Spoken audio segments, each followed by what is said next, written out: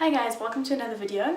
Today I want to talk about overeating and how, just some tips how you can maybe control overeating and just how to deal with it basically.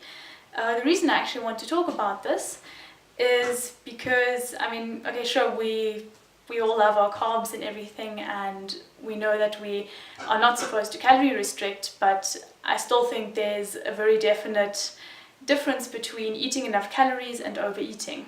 So basically eating more calories and just eating more food than you actually need.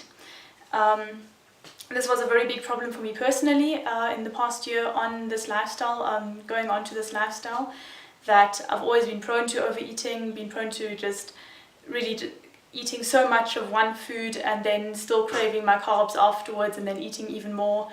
I also have a thing where, for example, when I go out to restaurants, even if I'm completely and utterly full, I feel like I have to finish my plate and I have to still have a dessert, and it's been quite difficult for me to actually deal with this, and I'm pretty sure that I'm actually not the only one dealing with that kind of problem. So I decided to actually make a video about it. The first thing that's really important is actually to become clear on the situations in which you're overeating. So this could be, like I said, for me it was when going out to restaurants, or maybe even when cooking for yourself. I'm used to cooking for a larger amount of people, so then when I cook for myself it ends up being this huge portion, and I'm like, well, who's going to eat this? I don't like eating leftovers, so I end up eating for 3 people in one meal. Which is obviously not good, and in the end you sit there with a basketball of a food baby and just think to yourself, was that really necessary? Sure, on the one side our bodies can deal with it, and even though maybe we have a bit of weight gain in the beginning, it may go down after a while, but I honestly think it's just unnecessary, and that because there's so many emotional components to overeating, it's really important that we can actually learn to deal with it. So it's really important, like I said, to become clear on why you're overeating and in what situations you're overeating. So first of all, it could be your emotional satiation, that you're overeating because your food doesn't satisfy you emotionally, or because you maybe stress eat, you binge eat, and the reason you eat so much food is because you're trying to numb down some emotion. So if this is the case, just become aware of it while you're eating, and just before changing anything, just become aware of it and basically take a mental note if maybe that is the reason. For example, it could be a specific food. I tend to overeat on potatoes, for example.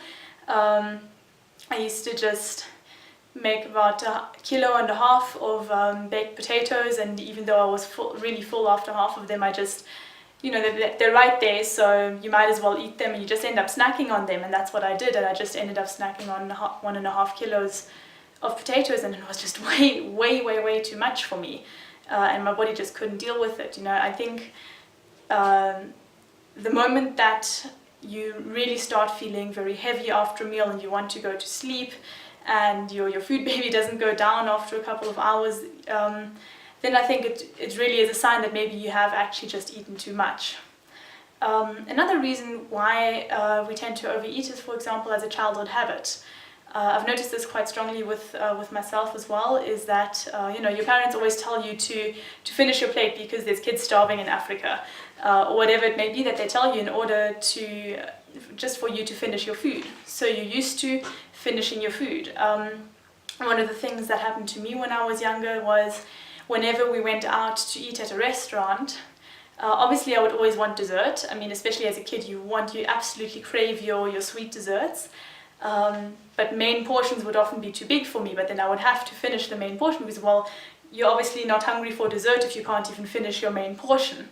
Many of us know that, your dessert stomach is kind of a separate stomach, so even if no matter how full you are on normal foods, you will always have space for a dessert.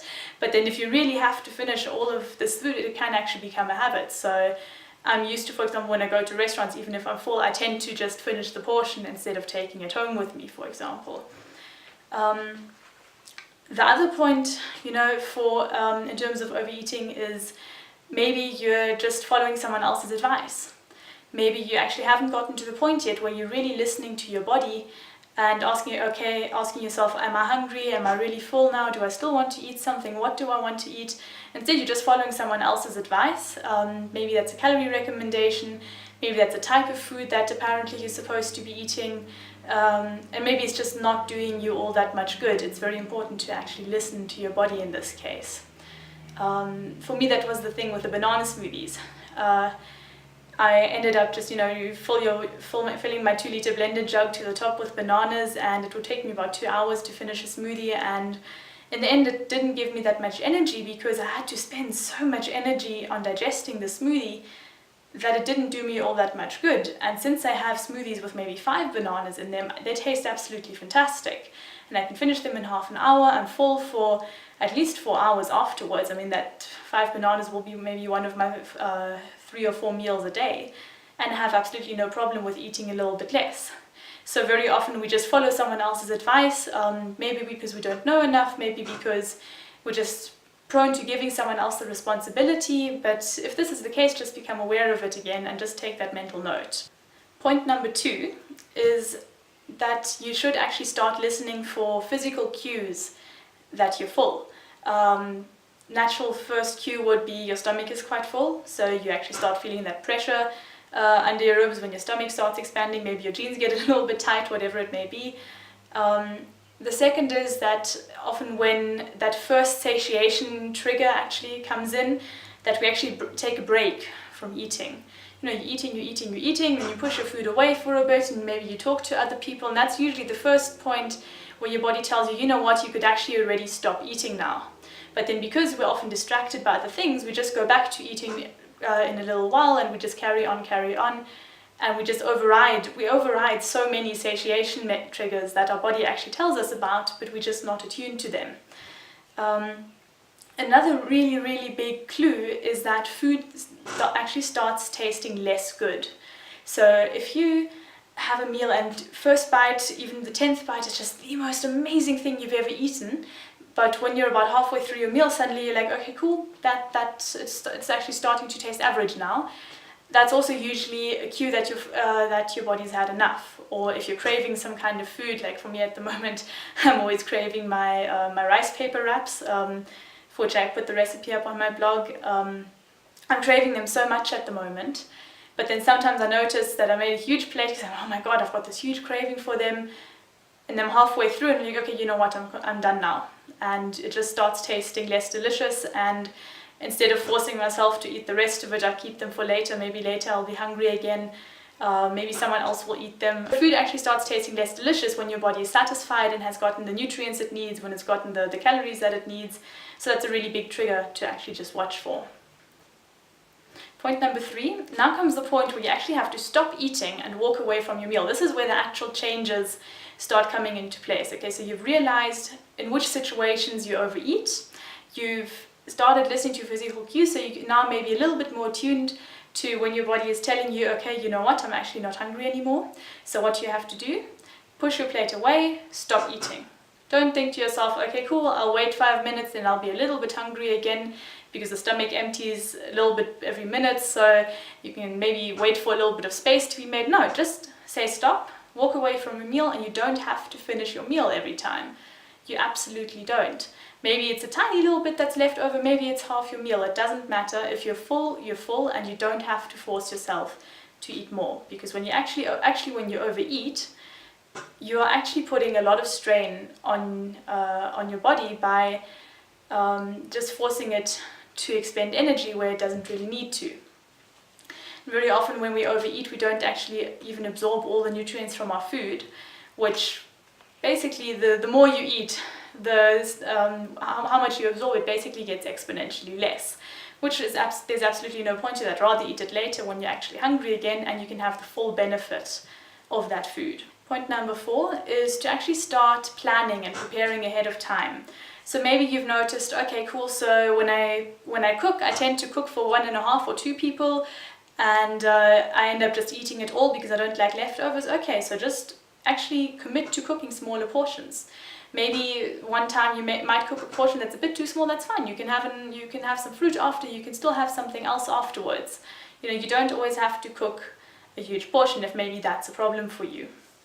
The second important point would be to also work on your emotional dissatisfaction if emotional eating is a big cause for you actually overeating. I wrote 2 really important articles to this in my blog that I'm actually going to put a link into the video for. First is about food cravings, the other one is about binge eating. Both just really cover the psychology behind why we eat emotionally and why we overeat, why we binge eat. So have a look at those if you actually struggle with the emotional side of overeating, if you eat because you want to maybe get away from stress, get away from maybe being sad or depressed, if you're trying to use food as an emotional coping mechanism, have a look at those articles. They could really help you. Number 5 is that you actually have to develop sort of a constant feedback loop. So what you actually should do is just create a constant feedback loop, and just whenever you're eating, just ask yourself now and again, am I full yet? Am I not full yet?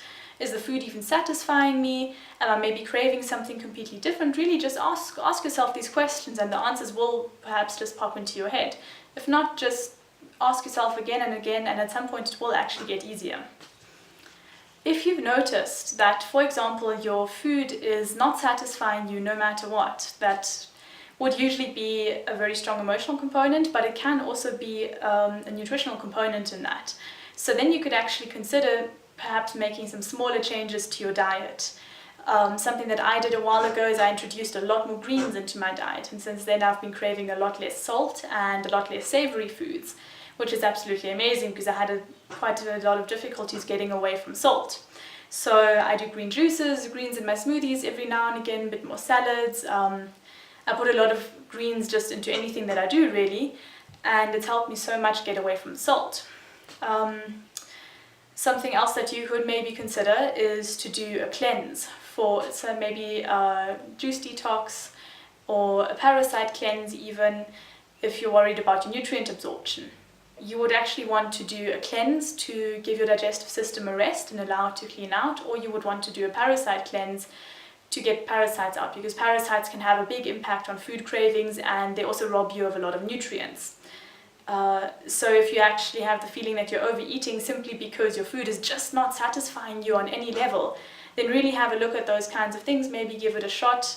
I'm actually probably going to do a video still about fasting and juice detoxing and parasite cleanses, because I feel it's a very, very important topic, so stay tuned for that. So that's it for today. Thank you so much for watching this video, and I hope you enjoyed it. I hope there were some really helpful tips in here for you. Please let me know down below actually what you thought of this video. I would actually love to know about your experiences with overeating, and give this video a thumbs up. Thank you for watching. Bye bye.